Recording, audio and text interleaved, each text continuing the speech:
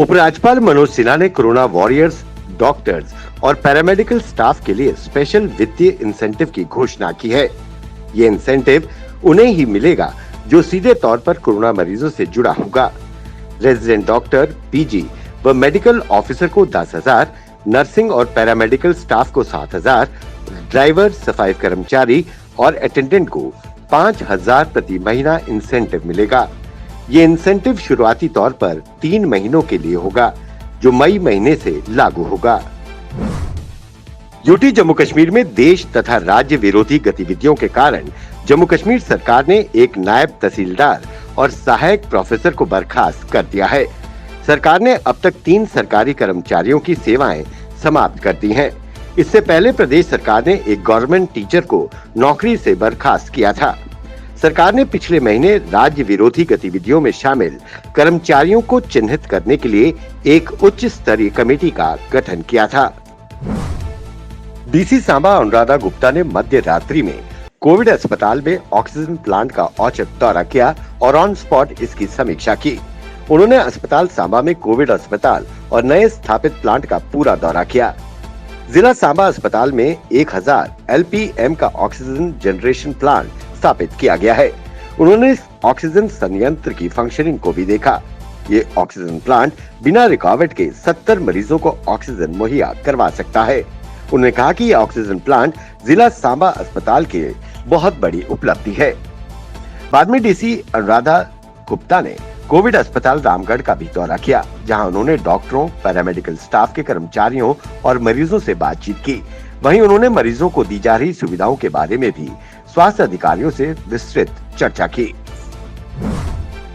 जम्मू में लॉकडाउन के बीच थोक अनाज मंडियों को बंद रखने से जम्मू समेत अन्य जिलों में खाद्य वस्तुओं की किल्लत को दूर करने के लिए जिला प्रशासन ने मंगलवार से इन मंडियों को खोलने की इजाजत दे दी। अब ये मंडियां भी दूसरी आवश्यक वस्तुओं की दुकानों की तरह 6 बजे से लेकर 10 बजे तक खुली रहेंगी। इसके साथ ही प्रशासन ने थोक दवाइयों की दुकानों को भी इस अवधि के दौरान खुलने की अनुमति दी है। ये व्यवस्था मंगलवार और बुधवार तक के लिए ही की गई है। धर्मनगरी कटरा में माता वैष्णो देवी की यात्रा पर भी कोरोना का असर साफ नजर आने लगा है। अब यात्रा सिर्फ 500 श्रद्धालुओं तक ही सिमट कर रह गई है। कोरोना के कारण लोगों ने यात्रा की तरफ रुख कम कर दिया है। वहीं लखनपुर में बाहर से आने वाले भक्तों को काफी प्रक्रियाओं से गुजरना पड़ रहा है। ऐसे में माता के श्रद्धालुओं में गिरावट दर्ज की जा रही है। वहीं एसएसपी रियासी शैलेंद्र सिंह ने कहा कि फिलहाल यात्रा चल रही है। आगे जिस प्रकार से सरकारी आदेश आएगा उसका पालन किया जाएगा, लेकिन भक्तों की तादाद में काफी कमी आनी शुरू हो गई है। हालात पिछले साल जैसे हो गए हैं। जम्मू कश्मीर में कोरोना के बढ़ते मामलों को देखते हुए प्रशासन द्वारा कोरोना कर्फ्यू लगाया है। हर गतिविधि को बहुत सीमित कर दिया गया है। इन दिनों जम्मू संभाग में शादियों का सीजन चल रहा है, लेकिन जिनके घरों में शादियां हैं वो भी मायूस हैं। दुकानदारों की भी इस सीजन में कोई खास कमाई नहीं हुई और अगर कोई सबसे ज्यादा इस लॉकडाउन में पिस रहा है वो है शादी की घोड़ियां और बग्गी वाले। सीजन खत्म होने को आया परंतु कोई काम नहीं आया। बैंड और घोड़ी वाले को बड़ा आर्थिक नुकसान उठाना पड़ रहा है।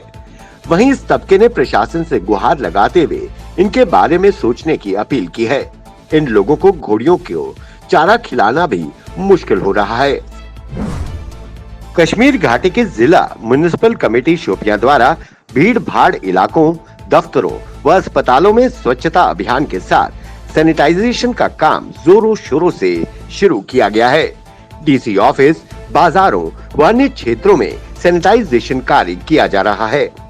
वहीं इस दौरान chairman municipal committee Shopian Subhash Kaul ने कहा कि नगर पालिका पूरे लगन से शहर में संक्रमित क्षेत्रों से संक्रमण को खत्म करने की कोशिश में लगी हुई है।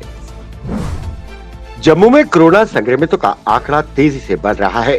वहीं कोरोना से होने वाली मौतों में भी जम्मू सबसे आगे है। कोरोना की चेन को तोड़ने के लिए प्रशासन ने सख्त कोरोना कर्फ्यू लगाया हुआ है, परंतु लोग लापरवाह होते जा रहे हैं, बिना किसी इमरजेंसी के बाहर निकल रहे हैं। ऐसे में पुलिस विभाग के लिए बड़ी समस्या खड़ी हो गई है। इसी को देखते हुए अब प्रशासन व पुलिस सख्त कदम उठा रही है। आइडेंटिटी कार्ड के किसी को भी आने जाने की अनुमति नहीं है।